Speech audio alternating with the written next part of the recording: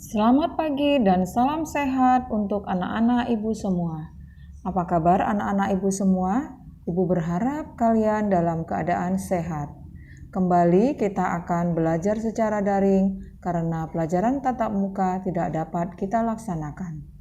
Materi pembelajaran kita hari ini yaitu menyanyikan lagu daerah. Tujuan pembelajaran 1. Mengidentifikasi teknik menyanyi lagu daerah. 2. Mengidentifikasi gaya menyanyi lagu daerah. 3. Membandingkan teknik dan gaya menyanyi lagu daerah. 4. Menunjukkan sikap bertanggung jawab dalam berlatih teknik dan gaya menyanyi lagu daerah. 5. Menunjukkan sikap disiplin dalam berlatih teknik dan gaya menyanyi lagu daerah. Kita bahas teknik dan gaya menyanyi lagu daerah. Apa yang dimaksud dengan lagu daerah? Lagu daerah merupakan lagu yang berasal dari daerah tertentu dan bersifat turun-temurun. Setiap suku di Indonesia memiliki lagu-lagu daerah. Lagu-lagu daerah biasanya diiringi dengan seperangkat alat musik daerah yang sering disebut karawitan. Seringkali seorang pemain atau seniman ahli karawitan menambah atau mengurangi komposisi karawitan yang dimainkan. Nah, inilah yang menimbulkan munculnya gaya yang berbeda-beda. Gaya lagu daerah. 1. Gaya lokal adalah karakteristik cara menyanyikan lagu daerah yang berbeda dengan daerah lainnya.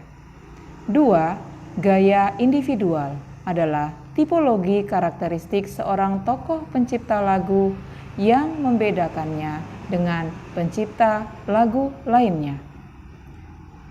3. Gaya periodikal adalah tipologi karakteristik zaman tertentu yang menghasilkan gaya musikal tertentu. Penyanyi lagu daerah yang diiringi musik tradisional yaitu di Sunda, Jawa, dan Bali disebut dengan sinden.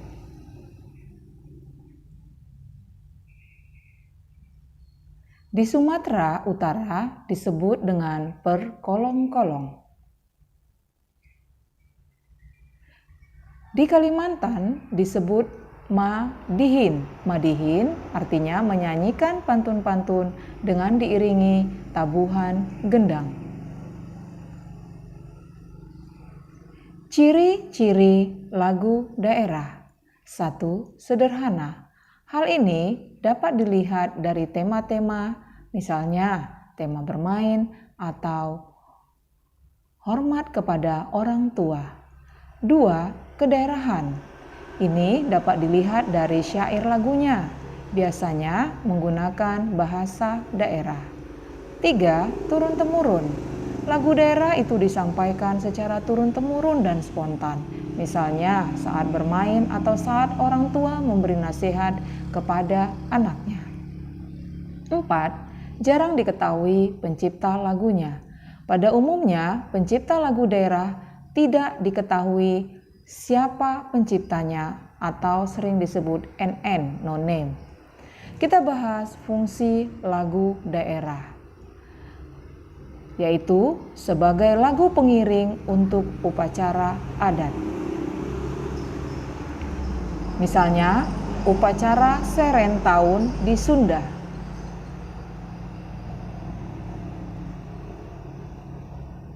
Kemudian, untuk media hiburan.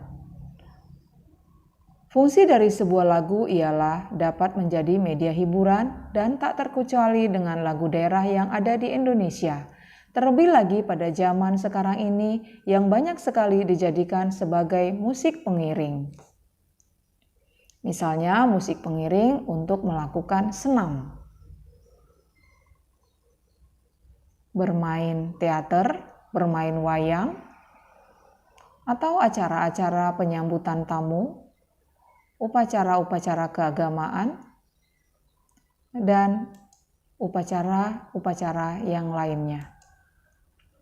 Kita bahas fungsinya sebagai media bermain, contohnya Cing Ciripit dari Sunda, Cublak-cublak suweng dari Jawa Tengah, Ampar-ampar pisang dari Kalimantan Selatan, dan Po Ame-ame yang berasal dari Betawi.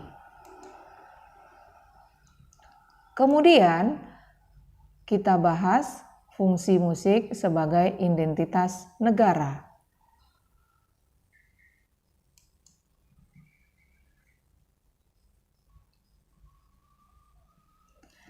Beberapa lagu daerah di Indonesia yaitu Bungong Jempah itu dari Aceh, Macepet-cepetan dari Bali, Jali-jali dari DKI Jakarta, Bubui Bulan dari Jawa Barat, Gambang Suling dari Jawa Tengah, Rek Ayo Rek dari Jawa Timur, Ampar-ampar pisang dari Kalimantan Selatan, Ayo Mama dari Maluku, Bole Lebo dari NTT, Apuse dari Papua, Soleram dari Riau, Anging Mamiri dari Sulawesi Selatan, Gelang Sipaku Gelang dari Sumatera Barat, Dago Inang Sarge dari Sumut.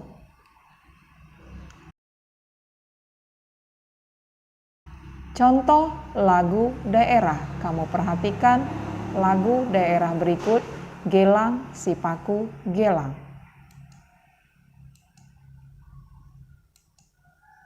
Yang berasal dari Sumatera Barat.